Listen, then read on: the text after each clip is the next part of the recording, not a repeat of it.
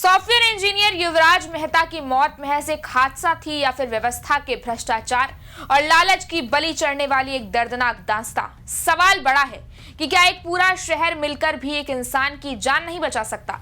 Modern technology, गगनचुंबी इमारतें, मिनटों में पहुंचने का वादा करने वाली मदद, 24 घंटे सुरक्षा के दावे, बदलते दौर और चमचमाते शहर के ये सभी कीर्तिमान नोएडा में हुए इस दर्दनाक हादसे के बाद फेल होते नजर आए।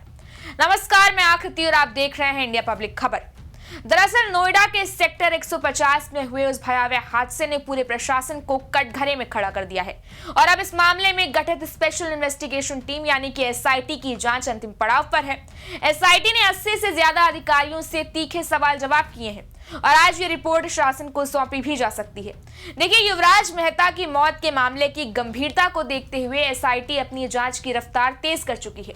शुक्रवार को नोएडा अथॉरिटी के दफ्तर में हलचल मची रही। एसआईटी की टीम ने पुलिस, जिला प्रशासन, disaster management, NDRF, SDRF, fire department और नोएडा अथॉरिटी के लगभग 80 अधिकारियों और कर्मचारियों के बयान दर्ज किए हैं। मीडिया रिपोर्ट्स की मानिए तो एसआईटी की जांच का मेन फोकस घटना के समय की परिस्थितियों पर रहा।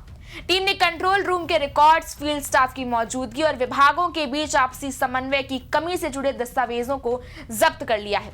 अधिकारियों से पूछा गया कि सूचना मिलने के बाद रिस्पांस टाइम क्या था और युवराज को बचाने के प्रयासों में कहां चूक हुई। और इस जांच में जो सबसे चौंकाने वाला पहलू सामने आया है वो है अवैध खनन का संगठित खेल। जी हां, सेक्टर 150 के जिस प्लॉट पर यह हादसा हुआ वहां नियमों को ताक पर रखकर करीब 70 फीट गहरा गड्ढा खोद दिया गया था। सूत्रों की माने तो इस प्रोजेक्ट से हर दिन लगभग 200 डंपर रेत बाहर भेजी जाती थी। आपकी जानकारी के लिए बता दें कि बाजार में एक डंपर रेत की कीमत करीब 15,000 रुपए होती है, जिसे अवैध रूप से दोगुने दामों पर बेचा जा रहा था। नियमों के अनुसार सीमित खुदाई की अनुमति थी, लेकिन बिल्डरों ने अरबों की कमाई के चक्कर में जमीन को खोखला कर दिया था और यही खोखली व्यवस्था युवराज मेहता के लिए काल बन गई। हादसे वाली रात आखिर क्या हुआ था? क्या कार तेज रफ्तार में थी या फिर सड़क की संरचना में कोई बड़ी खामी थी? ऐसे कई सवाल हैं जिनके जवाब अब युवराज की कार में लगे डैश कैम से मिलेंगे।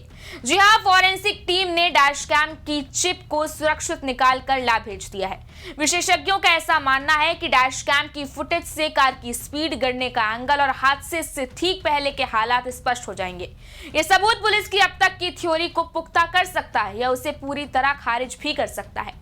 इसके अलावा युवराज के मोबाइल की नेटवर्क एक्टिविटी की भी जांच हो रही है। पुलिस का दावा है कि फोन रात 12:20 पर बंद हुआ था, जबकि पिता का कहना है कि उन्होंने घंटों मदद मांगी थी। मोबाइल के डेटा लॉग से यह पता चलेगा कि क्या युवराज ने आखिरी समय में किसी को कॉल या मैसेज करने की कोशिश की थी। खैर, इस पूरे मामले में अब तक रियल एस्टेट कंपनी के 3 डायरेक्टर्स को गिरफ्तार किया जा चुका है। हालांकि मुख्य आरोपी और लोटस ग्रीन के डायरेक्टर निर्मल सिंह अभी भी फरार हैं, जिनके खिलाफ गैर जमानती वारंट जारी किया गया है। शासन की ओर से सख्त निर्देश है कि जो भी अधिकारी इस अवैध खनन में शामिल हैं उन पर गाज गिरना तय है।